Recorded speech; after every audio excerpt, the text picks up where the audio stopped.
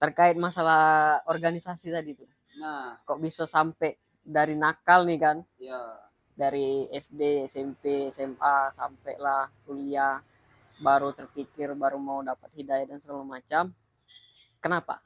Ini Nah. di LK1 2 kali saya, Pak. Oh, LK1 2 kali. 2 kali. Berarti memang berniatnya berarti ya. Awalnya kan kita makan makanan yang ubi paginya kan. Siangnya nasi dikit, Pak. Sini cuman. Segini ya. Ya. Itu nasi LK1. LK1. Kemudian pada saat itu dicalonkan dan didorong dengan kawan-kawan, ya sudah. Setelah didorong, tanya ibu, Bu, saya mau nyalon di ketua umum cabang Jambi, dan beliau mempersilakan, merestui, alhamdulillah, ya sudah, maju di situ. Maju. Berarti sempat bertemu juga ya dengan orang tua. Nelpon pada saat itu. Ya, nelpon. Apa kata tanggapan ibu? Kalau itu memang Bangga orang tua. Tidak bangga. Pada saat itu beliau menanyakan kalau sekiranya itu baik dan itu berguna, silakan, kata beliau. Ibu tidak melarang. Betul. Mama selalu support. Support ya. Support. Gas terus.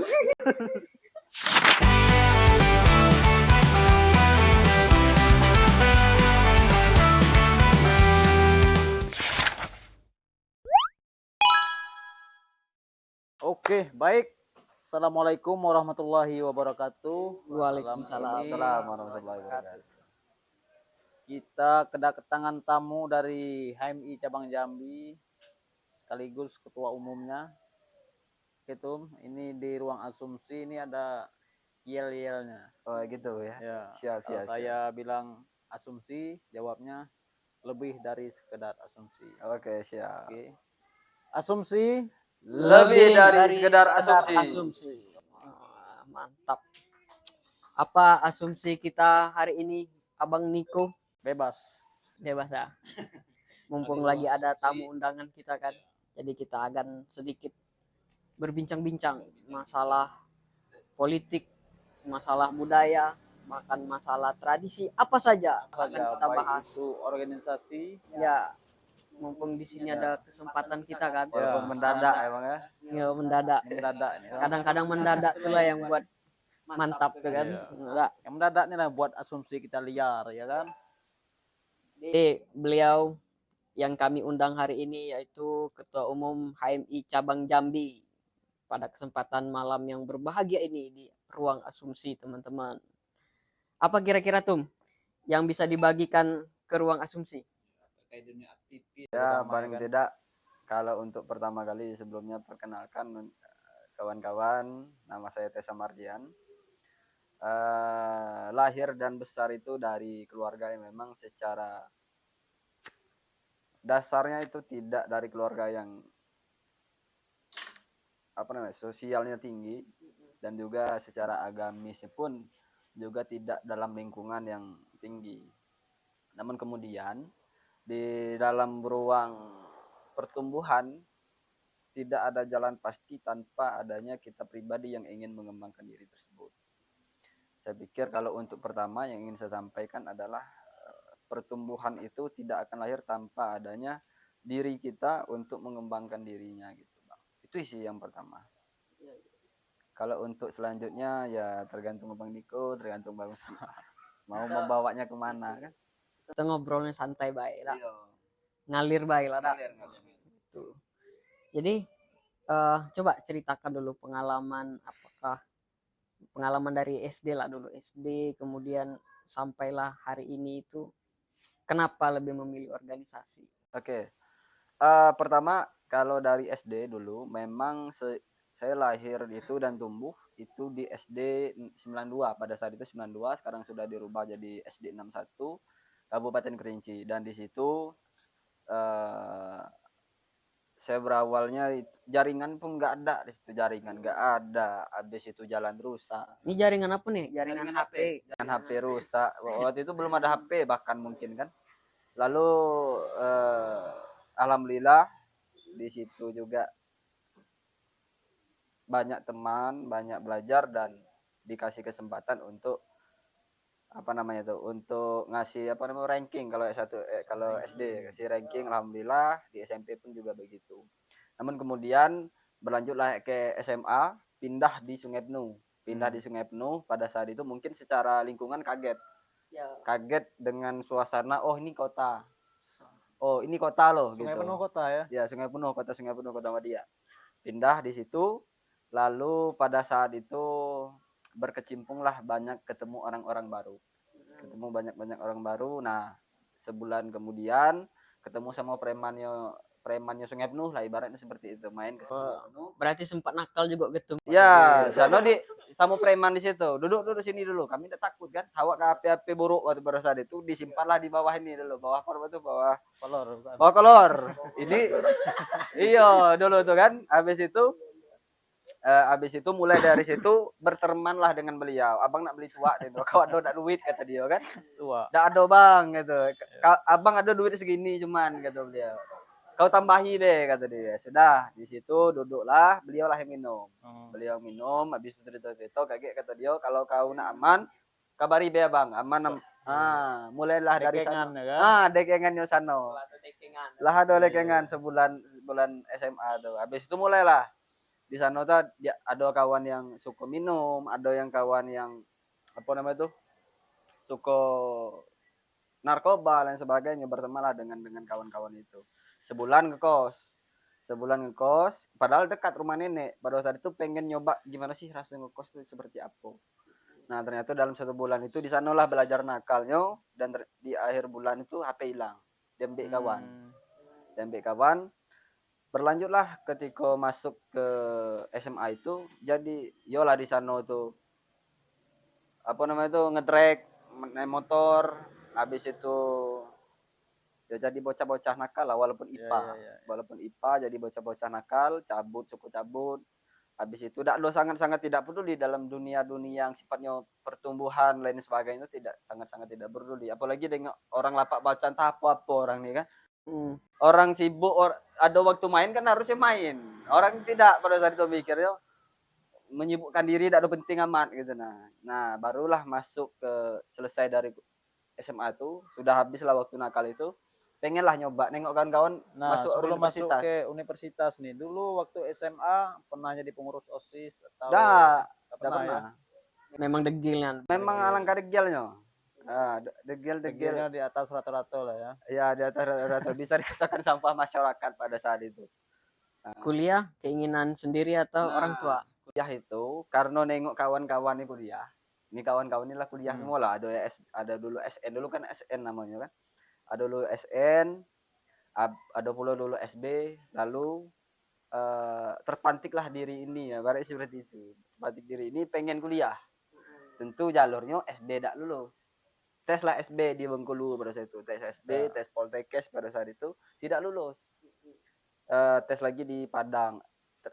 Padang dulu, baru tes di Bengkulu. Nah, di Bengkulu ini yang buat drop itu cuma satu, di Poltekkes. Di Poltekkes Bengkulu. Di Poltekkes Bengkulu itu biasanya kan kalau tidak lulus itu cuma dibilangnya mohon maaf Anda tidak lulus, coba tahun depan atau coba dalam kesempatan lain. Nah, itu tulisannya. Tapi kalau di Poltekkes itu cuman kertas putih, Anda tidak lulus itu baik. Nah, habis itu balik Kerinci. Balik Kerinci itu maghrib ditanyalah dengan ibu, kayak mana hasilnya nak? Ditanya dengan ibu tuh, kayak mana hasilnya nak? Tak ada. Alhamdulillah memuaskan ya kan? Dah, belum jawab bang. Aduh capek dan besok lah kita cerita. Iya. Nah, pada saat malam itulah masuk dalam kamar, tutup kunci, matikan lampu. Nangis? Dah, dalam selimut. Ya nangis ada juga. Dalam selimut, tutuplah selimut. Nah, tutup dalam selimut, barulah sadar bahwasanya aku tuh udah kayak gini loh. Nah, merenung dari SD itu aku kayak gini, dari SMP itu semacam ini, masuklah SMA segala macamnya kan. Amburadulnya SMA, sampailah azan subuh tuh baru aku pengen berubah diri aku. Jadi setelah pasca itu, habis itu mulailah kembali sholat. Habis itu nomor dipatahkan. Nomor sekarang itu kan nomor yang 6062 sekarang itu nomor baru sebenarnya, nomor baru pada saat itu. Lah dapat pencerahan. Lah dapat pencerahan dari diri. Jadi Betul. Jadi pada saat itu aku pengen rubah diriku. Jadi kawan-kawan yang toksik tadi bisa aku titipkan kepada sepupu. Kalau ada orang yang nanyo, bilang be aku tak ada. Memang menghilangkan semua apa-apa be dari sekeliling. Memang memfokuskan diri pada diri dewek. Berarti menghindari circle-circle yang menghindari buruk, circle-circle yang kelam, ya kan? toksik. Susah bang pada saat itu. Sangat-sangat susah. Buka buku, habis dibaca lembar ini tidak lupa. Pokoknya kayak itu terus. Ya. Lalu tes lah SN di Unja. Tes SN, lulus, alhamdulillah lulus. Alangkah senangnya lulus pada saat itu kan rasa-rasa surga rasanya. Lulus barulah tanyalah dengan kawan-kawan senior. Bang, kayak mana sih cara ngerubah diri itu kayak mana? Kau masuklah organisasi kata senior nih kan. Masuklah Kuliah dulu, tunggu bentar. Kuliah dulu di fakultas apa? Fakultas Pertanian. Itu memang pilihan dari awal. Pilihan ketiga, Bang. Pilihan ketiga. Awalnya? Awalnya tuh ambil teknik informatika. Oh, di Unja juga. Nah, Di Unja. kemudian yang kedua? Yang kedua tuh Padang, teknik informatika. Tidak lulus. Nah, ketiga ini barulah agribisnis Unja. Nah, Baru lulus. alhamdulillah. Iya. Nah, terkait masalah organisasi tadi tuh. Nah, Kok bisa sampai dari nakal nih kan? ya. Dari SD, SMP, SMA, sampailah kuliah. Baru terpikir, baru mau dapat hidayah dan segala macam. Kenapa? Nah, karena pada saat itu, karena tekad diri itu pengen ngerubah diri. Tanyalah sama kawan, ada kawan-kawan senior juga kan, kayak mana cara Senior ngerubah diri? volunteer apa bukan? Apa? Volunteer bukan? Pada saat beda. Bukan Jai. Bukan Doi. Senior lah kayaknya. Ya. Senior nanya beliau kayak mana cara merubah diri. Masuklah organisasi. Organisasi apa, Bang? Terserah kau. Kau masuk gala-gala untuk organisasi yang ada di Unjal. Masuk semua. Mulailah silat, mulai UKM ini, UKM itu. Mulai dari internal sampai eksternal ya. Mulai internal semua. Internal dulu. Karena enggak tahu eksternal pada saat Ya. itu. Lalu sebulan berjalan, masihlah dengan kawan-kawan yang nakal waktu SMA. Lalu muncullah pikiran tadi, kau ini nak berubah diri, ini bukan kau. Nah, memang pada saat itu betul-betul ngehilangkan semuanya, pindah kos. Pindah kos, hilang semua, barulah ada pembukaan LK1. Ini apa? Nah, kan ini apa nih? Karena awak ini penasaran bae sebenarnya kan. Penasaran, cobalah masuk HMI. Masuklah HMI dan berkembangnya di HMI pada saat itu. Masya Allah. Barulah organisasi yang banyak tadi ini dilepas siko-siko. Sampai ada yang bilang, sampai saya ini masih ingat, kalau kau pindah dari organisasi ini, kata dia, kau bakal sadar betapa buruknya politik organisasi lain. Atau masih ingat tuh, Bang? Apa salah satu alasan dari sekian banyak organisasi tadi lebih memilih HMI? Pertama, HMI itu apa ya? Kalau ini bukan menghardik organisasi Islam lain, itu tidak. Cuman saya pikir HMI ini lebih cenderung moderat, lebih cenderung menerima semua Islam apapun itu, baik itu Islam Muhammadiyah maupun NU maupun Sunni dan lain sebagainya. Nah, disitulah kita ketemu dengan banyak perspektif, dengan banyak pandangan gitu. Nah itu yang buat masih bertahan sampai hari ini pun juga itu sebenarnya. Bukan menghardik organisasi lain, tidak. Sama-sama baik sebenarnya semuanya. Cuman itulah yang menjadi alasan juga, apalagi dengan senior-seniornya alhamdulillah cukup enak, cukup humble, mendidik diri ini gitu. Itu sih, Bang, sebenarnya. Lalu ketemu dengan senior-senior yang baik lah kan. Ya. Kalau Niko dulu HMI juga? Saya pernah PMI duluan. Oh, pernah PMI ya. Kenapa lebih memilih HMI? Apa ya, mungkin pada saat itu ada dinamika kan, gesekan biasa lah kan, Dinamika antar rayon-rayon ini kan. Jadi kita nimbrung di situ nggak kuat, akhirnya keluar. Artinya keluar tuh karena enggak kuat ya. Nggak kuat kita, Pak. Ilmu kita belum sampai. Iya. Dinamika di organisasi atau di luar organisasi? Di organisasinya dinamika seperti apa tuh? Waktu itu pemilihan ketua jurusan gimana? Nggak terpilih ya, atau kayak mana? Kita kan bagian dari tim suksesnya lah kan. Iya. Junior di situ kan. Habis itu masuklah HMI gitu ya. Ini cukup enggak ada lawan gitu ya. Kemudian ada teman-teman dari HMI mengajak ya kan. Dan nimbrung di situ. Ini di LK1 2 kali saya, Pak. Oh, LK1 2 kali. 2 kali. Berarti memang berniatnya berarti ya. Awalnya kan kita makan makanan yang ubi paginya kan, siangnya nasi dikit pak, sini cuman. Ya. Itu nasi LK1. Satu dari semalam nggak sanggup saya pak, kabur. Masih enak lah ketemu dengan nasi dak. Belum ketemu dengan ubi rebus dak. Nah, ketemu juga dulu. Yang kedua Ubi rebus. Ubi LK rebus. satu, yang kedua ubi rebus. Rebus ya. Ubi rebus campur teh. Teh pahit kan. Itu pahit, manis, kayak telan semuanya. Akhirnya selesai juga LK1 saya kan. Pagi-pagi lah kembung perut kan dibuatnya kentut terus kan gara-gara ubi. Aduh. Lanjut nih dengan menarik nih kisah Pak Ketum kita nih kan, Pak Ketum cabang. Sampai hari ini itu bisa duduk di sebagai ketum cabang itu seperti apa lika-liku perjalanannya? Hanya seperti apa kan?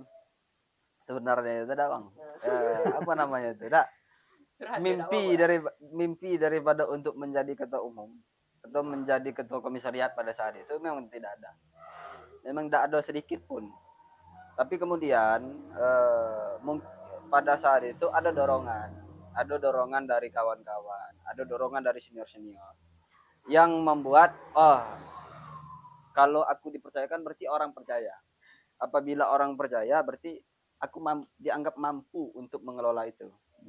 Maka kemudian pada saat itu dicalonkan dan didorong dengan kawan-kawan, ya sudah. Setelah didorong, tanya ibu, Bu, saya mau nyalon di ketua umum cabang Jambi, dan beliau mempersilakan, merestui, alhamdulillah, ya sudah, maju di situ. Maju. Berarti sempat bertemu juga ya dengan orang tua. Nelpon pada saat itu, ya nelpon. Apa kata tanggapan ibu? Kalau itu memang Bangga orang tua. Tidak bangga. Pada saat itu beliau menanyakan kalau sekiranya itu baik dan itu berguna, silakan kata beliau. Ibu tidak melarang. Betul. Mama selalu support. Support ya. Support. Gas terus. Aduh. Terus kan sempat dinamikanya dulu kan, ya yang pernah saya dengar ya kan, sempat dualisme. Betul. Gimana betul. ceritanya itu Pak? Nah pada saat itu kalau terkait dengan dualisme. Sebelum jadi ketum cabang nih pernah sebelumnya mengurus komisariat atau? Pernah. Kalau sebelum di cabang itu jadi ketua bidang pembinaan anggota sebelum tahun 2020. Nah sebelumnya lagi itu jadi ketua umum komisariat, ketua umum yang dalam lingkup fakultas. Dan itu juga dipercayakan dengan kawan-kawan, alhamdulillah. Pada saat itu dinobatkan dari cabang Jambi ya, dinobatkan sebagai komisaris terbaik, alhamdulillah. Versi siapa tuh? Apa? Versi siapa tuh? Versi ketum. Versi ketum. Ya. Berarti memang perjalanan tuh dari komisariat. Memang dari komisariat, betul. Kalau pertanyaan Bang Niko tadi gimana cerita soal dualisme itu, pada saat itu sebenarnya adalah kawan-kawan dari mungkin bukan pihak lawan dan ini ya, dan kawan tidak apa namanya tuh, koalisi pihak dari koalisi dari sebelah ya, kita katakan dari sebelah itu membuka forum tanpa sepengetahuan kawan-kawan lain, membuka forum tanpa sepengetahuan kawan-kawan, tentu yang lain ini tersinggung ya. Tersinggung gimana Bang, ini gimana Bang, berunding bersama-sama menghasilkan sesuatu keputusan sama-sama pada saat itu. Ya sudah, kita buatlah forum tandingan. Apa? Tandingan. Ya forum yang sah. Forum yang sah ya. Forum yang sah, Pak.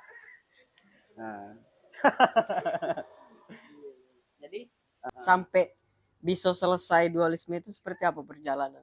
Pada saat itu memang kami sama-sama ngurus berkas di Jakarta. Memang bertarung. Memang bertarung dan sempat ketemu dengan beliau, dengan Bang Ogi namanya. Bang Ogi di Jakarta, beliau nanya, "Sah, kaulah yang jadi, kau kayak mana?" kata beliau kan. Yeah. Kalau Tesa Bang, kalau sudah sampai di sini, itu udah ada cerita pengen mundur. Sekarang tuh gini wae, silakan kita urus sama-sama. Abang yang ngurus, Tesa yang ngurus. Apabila nanti apa namanya itu? Apabila abang yang gol atau memang Tesa yang gol, kita bawa adik masing-masing. Maksudnya adalah misalkan Tessa yang menang, Ya. Tessa bawa kawan-kawan daripada Bang Ogi. Begitupun sebaliknya. Jadi sering merangkul. Ya. Saling merangkul. Itu pada saat itu. Dan alhamdulillah beberapa waktu kemudian, beberapa bulan, beliau nelpon. Abang tidak sanggup lagi. Setelah Menyerahkan diri. Kuserahkan ini kepadamu. Iya. Dan Ketum menyiapkan bersedia untuk Alhamdulillah bersedia pada saat itu dan menghimpun seluruh kawan-kawan daripada Bang Ogi. Berkomunikasilah dengan kawan-kawan Unbari, dengan kawan-kawan yang lain yang tidak sama Tessa dari awal. Itu Bang. panjang perjalanannya Damin. Jadi sepanjang perjalanan ini Pak, ini apa kesan-kesan yang paling membuat Tessa senang selama buat organisasi? Kalau kesan-kesannya untuk membuat kita senang itu berorganisasi itu capek. Ya, betul.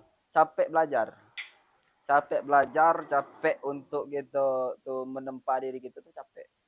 Tapi kemudian apabila kita itu kalah dengan kecapean itu kita bakal jadi apa-apa. Ya. Dan juga jangan sampai kita tuh ibaratnya cita-cita itu kita pokoknya aku harus jadi ini, besok ini harus jadi ini gitu. Padahal yang kita buat itu udah kate. Yang seharusnya adalah berproses dulu. Apabila itu nanti orang percaya, apabila orang nanti itu orang itu menganggap kita mampu, itu bakal didorong baik gitu nah.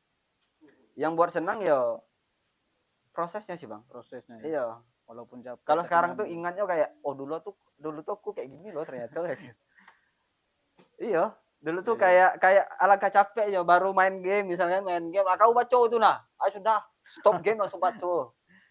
Ini memang dipaksa untuk cerdas memang dipaksa Pak ya. Tapi pada saat itu bukan orang yang memaksa Bang. Ya. Karena Tessa tuh pengen belajar, aku nak ngerubah diri aku, maka akulah yang ini, yang yang menjemput itu. Jadi misalkan Umbari buka pelatihan atau buka upgrading misalkan. Dari Unja ini diajak dengan kawan-kawan saya itu ke sana. Begitupun misalkan Uwin yang buka, kami ke sana. Jadi tidak ada cerita anggapan bahwasanya komisariat tidak aktif. Oh, tidak aktif, ada salah gitu. Wajarlah budak-budak ini tidak ada berkembang karena komisariat tidak aktif, tidak seperti itu, Pak. Ya kalau dia mau aktif, ya aktifkan diri toh. Gitu. Hal yang sulit di kepengurusan Ketum hari ini apa? Kalau untuk hal yang sulit dalam kepengurusan pertama ya dari perkomisariat itu kan di Jambi itu ada 20 sekarang terhitung 26 komisariat dan itu mempunyai kulturnya masing-masing. Apalagi di Jambi itu ada 3 korkom besar di Umbari, Uwin dan Unja pun juga mempunyai kultur yang berbeda gitu nah. Artinya untuk menyatukan perspektif masing-masing itu sebenarnya sangat-sangat sulit. Untuk membuat kawan-kawan itu merasa dia bagian daripada itu sangat-sangat sulit. Saya pikir siapapun itu kepemimpinannya, entah itu di kepemimpinan manapun, ya hal yang paling sulit itu bukan buat program sebenarnya, tetapi adalah bagaimana membuat kawan-kawan itu merasa memiliki ini barang misalkan. Membangun kesadaran itu. Tapi balik-balik lagi tentu tidak bisa kita salahkan diri pribadi juga. Itu balik-balik lagi dengan kesadaran masing-masing lagi gitu nah. Yang penting kita berusaha. Itu sih yang paling sulit. Mantap. Lagi men, kira-kira yang mau ditanyakan? Selama jadi ketum nih kan, tentu banyak peristiwa ya seperti demo ya kan. Ya. Kemarin pernah demo di UIN, Pak? Pernah. Itu gimana ceritanya tuh, Pak? Kalau demo nggak ketum cabang turun tangan kan, ini kan ngeri ini. Sudah gawat nih kan. Oke. Sebenarnya tuh kalau kita bicara keuinan itu Itu tuh gitu. Kayak mana kronologi? Ya, gimana kronologinya sampai dari cabang turun kan seperti itu. Dan itu viral pas apa ya, pernyataan sikap. Sebenarnya pada saat itu di UIN di tahun lalu Bang, ya, di tahun lalu terjadi pengeroyokan yang sama, tetapi pada saat itu tidak ada bendera yang dipijak. Diuruslah pada saat itu, tapi ya karena mungkin dinamika si korban itu menerima permintaan maaf dari pihak yang bersangkutan. Jadi menarik laporan. Nah, di tahun ini kenapa cabang sampai turun? Karena pikirnya bukan hanya sekedar tahun ini yang terjadi, Bang. Ya. Itu yang pertama. Yang kedua adalah bendera itu adalah marwah bagi seluruh instansi lah yang punya bendera, yang punya lembaga gitu. Apabila itu diinjak, siapa yang tidak tersinggung? Ya. Nah, itu sebenarnya menjadi dasar kan dari cabang itu sangat-sangat geram. Bukan dari cabang, dari Batko, dari PB, dari seluruh senior-senior. Ya. Sangat menyayangkan hal tersebut. Dan kenapa itu terjadi? Sebenarnya adalah kalau dari kronologis yang di lapangan, itu di hari kedua kan ada 3 hari tuh. Dia ada 3 hari. Di hari kedua, presiden membawa kawan-kawan daripada organisasinya, yaitu ya PMII, itu masuk ke dalam auditorium, membawa Gordon. Lalu kemudian dilihat oleh kawan-kawan HMI. Lalu komunikasilah kawan-kawan HMI, orang itu boleh kok, kami tidak boleh. Ya. Itu yang menjadi dasar kawan-kawan HMI yang ada di UIN, kalau saya pikir kan. Audiensi komunikasi dengan pihak rektorat, dan alhamdulillah pada saat itu di siang hari tanggal 27 sore hari diiyakan oleh pihak rektorat. Oh, berarti sudah ada izin dari rektor. Sudah ada izin dari rektorat dan dikawal oleh pihak BEM dan juga oleh satpam yang ada di UIN. Oh. Nah, pada saat itu karena ada gesekan, karena cemooh dan lain sebagainya di lapangan, maka terjadilah bentrok. Tak terhindarkan lagi. Jadi kasusnya gimana tuh sekarang? Ya, kelanjutannya seperti apa? Kalau yang kemarin. Kalau untuk kelanjutannya sekarang hari ini itu di Polda Jambi itu masih berjalan. Dan masih kami kawal sama-sama, dan kami pikir tidak ada kata ampun. Maaf, boleh kami maafkan, manusia gitu Pak. Ya. Cuman yang melakukan tentu harus bertanggung jawab toh. Ya. Harus bertanggung jawab atas apa yang dia lakukan. Betul. Kecuali ini baru pertama kali bisa kita maafkan. Ya. Ini sudah terjadi beberapa kali. Tahun lalu kami juga ngobrol dengan pihak WR3 yang sekarang. Sama-sama ngobrol. Apa kata cakap beliau? Oh, Dindo, ini rektor baru. Waktu masih almarhum. Ya. Almarhum Bang Asad. Ini rektornya masih baru. Oh, wajar lah Dindo ini segala macam. Oke Bang, tahun besok jangan sampai semacam ini lagi. Nah, ternyata tahun ini macam ini lagi. Tidak marah gitu Bang. Ya.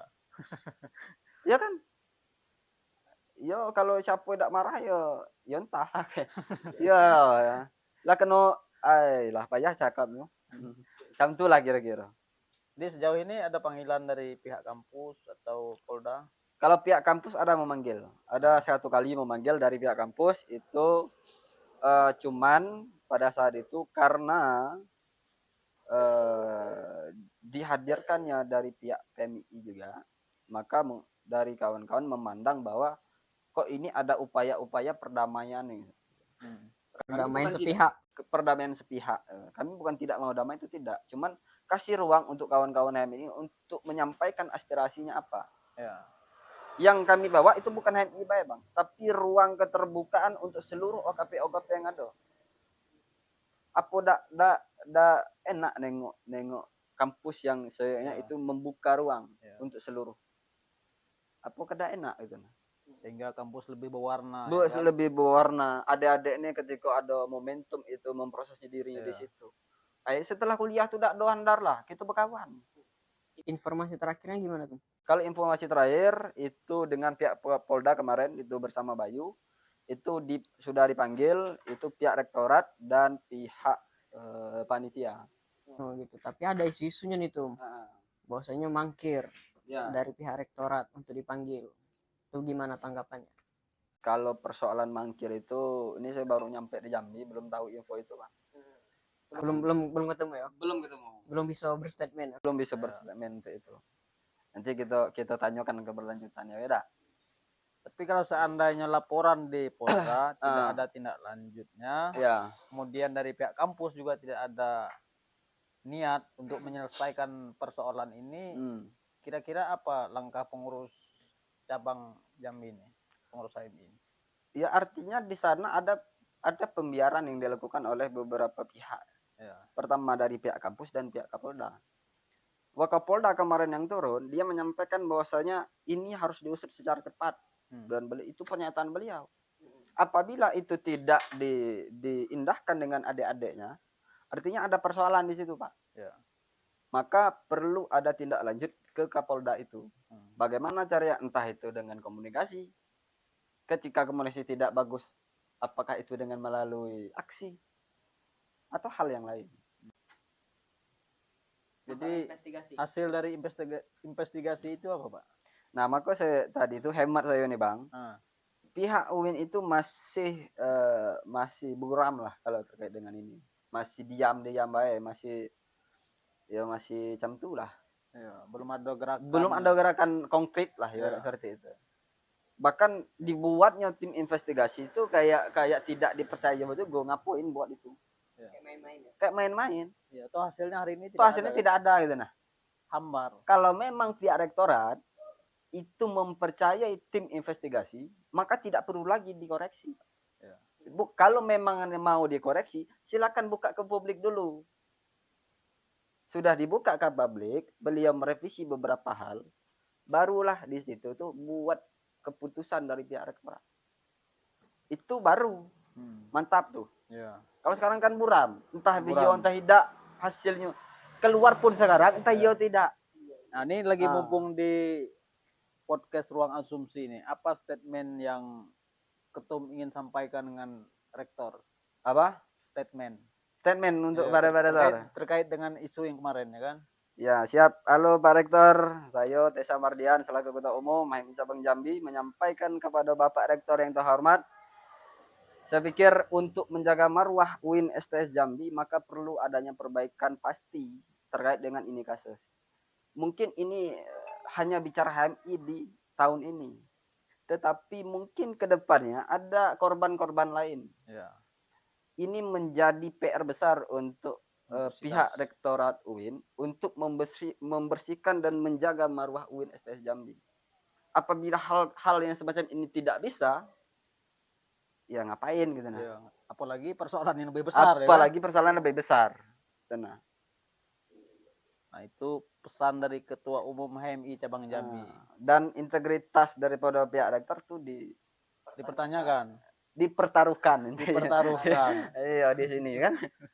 Oke, mantap ini men. Berarti masih ada tindak lanjutnya nih. Masih ada tindak lanjut. Iyalah.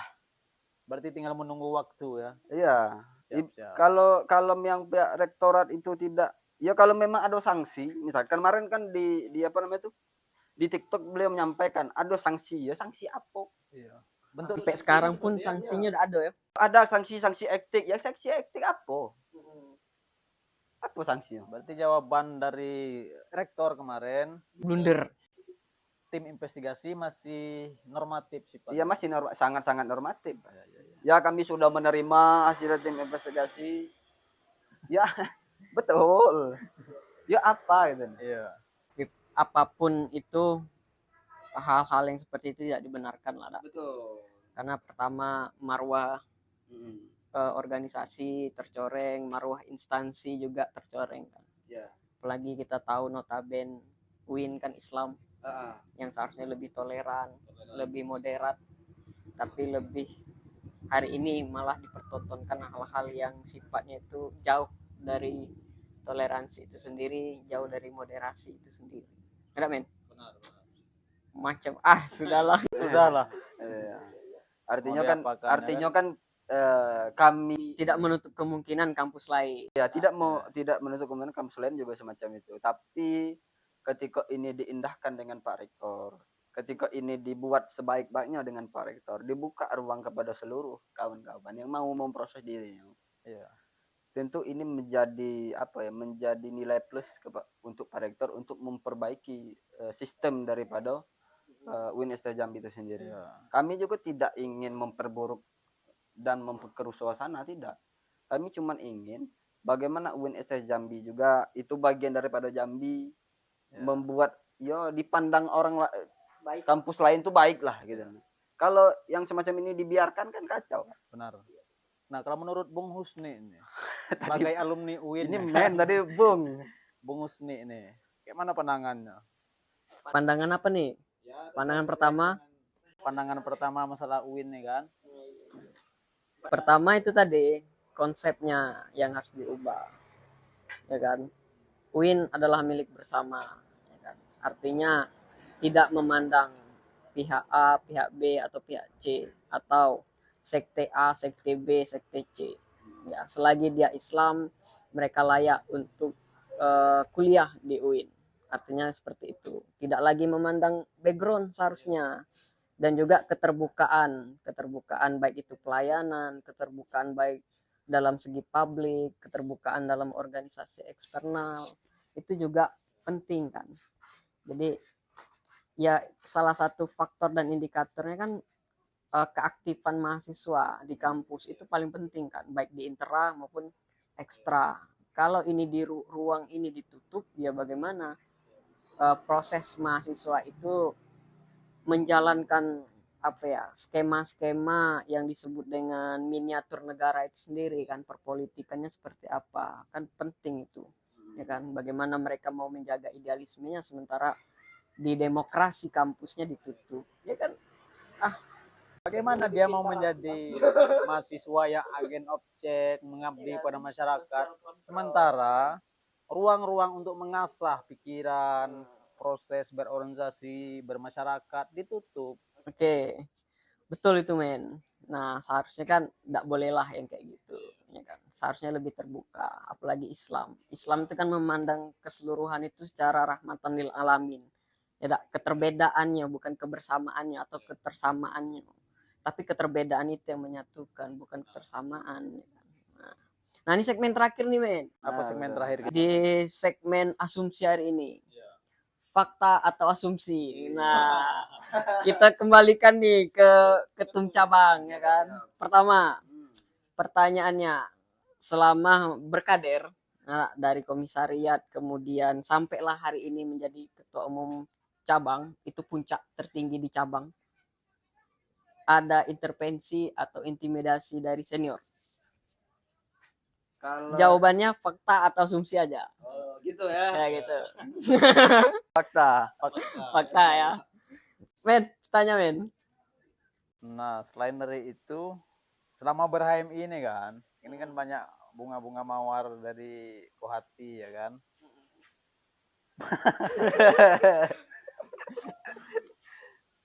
Pernah tidak selama jadi ketua umum ada yang mendekati, ada yang ya masalah-masalah kekohatian lah kan? Fakta. Banyak fakta nampak ini.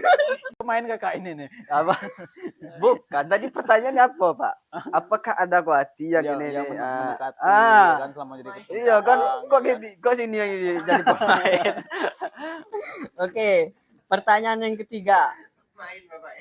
Di dalam isu yang berkembang dalam organisasi hari ini itu terkait masalah ketum ingin dilengsarkan lah oleh komisariat, kemudian ada permasalahan cabang, kemudian ada hal yang mendesak ingin segera dikonvercapkan segala macam. Itu fakta atau asumsi? Kalau statement yang banyak berkeliaran itu fakta. Fakta. Kalau menurut ketum sendiri seperti apa menyikapi? Ya, tentu kawan-kawan kader, kawan-kawan yang punya pribadi itu punya hak untuk menyampaikan aspirasinya kan. punya hak untuk menyampaikan apa yang ingin dia sampaikan. Hak kita adalah menerima atau tidak. Hak kita adalah bagaimana menganalisa ataupun cakapnya macam mana nih? Menganalisis lah. Bukan menganalisis, lebih ke menerima, menilai. Ya, menilai itu. Menilai itu. Apakah memang betul-betul? Kalau enggak ya sudah. Kalau enggak ya jangan kita hiraukan. Ya, semuanya ada mekanismenya ya. Semuanya ada mekanisme, Pak. Tung. Men. Ada statement terakhir. Apa? Ini kan lagi musim-musimnya LK nih kan. Ya. Tidak pada ketum lah kan untuk menyampaikan, mengajak mahasiswa-mahasiswa yang ingin bergabung di HMI. Boleh, silakan Tung. Kalau untuk rekan-rekan yang baru ataupun yang belum masuk ke dalam himpunan mahasiswa Islam, pastinya secara tujuan organisasi ini sangat-sangat baik, sangat-sangat bagus untuk mengembangkan pribadi menjadi orang yang memang akan ditempa dan akan tumbuh nantinya. Tetapi kemudian pertumbuhan itu tidak akan bisa tumbuh apabila itu hanya berangkat daripada pihak luar. Pertumbuhan itu hanya akan bisa berangkat daripada diri kita sendiri. Dan apabila rekan-rekan ingin menjadi yang namanya yang diwacanakan oleh negara ini, generasi emas itu, maka tempalah dirimu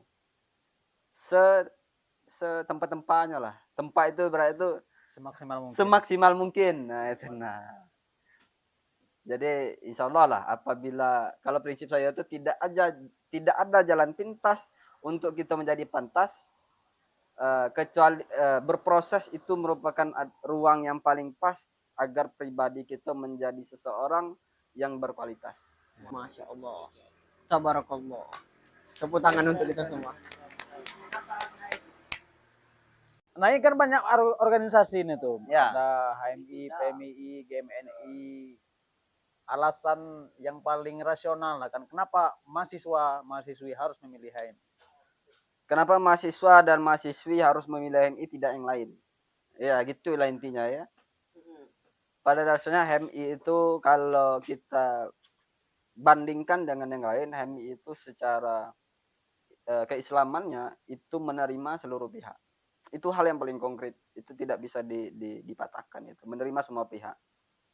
Tapi untuk pengembangan dan untuk hal yang lain di organisasi lain juga ada. Tidak ada yang terlalu bagus dan juga tidak ada yang terlalu buruk di dalam organisasi. Semuanya baik. Semuanya baik. Semua ADRT-nya mengajarkan hal-hal yang baik. Semua anggaran dasar, semua aturan itu mengajarkan hal-hal yang baik. Di organisasi manapun. Ya. Tetapi kemudian apabila rekan-rekan pengen bertumbuh dan berkembang di HMI, kami persilakan dengan berarti HMI membuka ruang untuk teman-teman mengasah diri. Oke, nampaknya itulah asumsi kita pada malam hari ini. Kalau ada kata-kata yang salah, mohon dimaafkan. Asumsi lebih dari sekedar asumsi. Kurang kompak, Pak. Oh, siap. Kita ulang ya. Asumsi lebih dari sekedar asumsi. Saya Husni Mubarak. Saya Tessa Mardian. Saya Niko Al-Hakim. Wassalamualaikum warahmatullahi wabarakatuh. Siap.